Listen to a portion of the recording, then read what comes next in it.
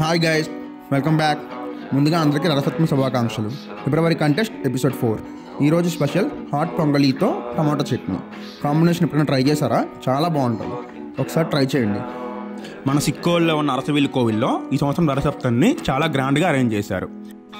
మన సిక్కోల్లో ఉన్న ఈ అరసవిల్లి కోవిల్ యొక్క స్థల పురాణం మీకు తెలిస్తే కామెంట్ చేయండి.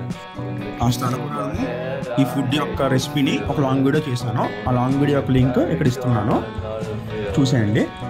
నెక్స్ట్ వీడియోలో కలుద్దాం. బాయ్.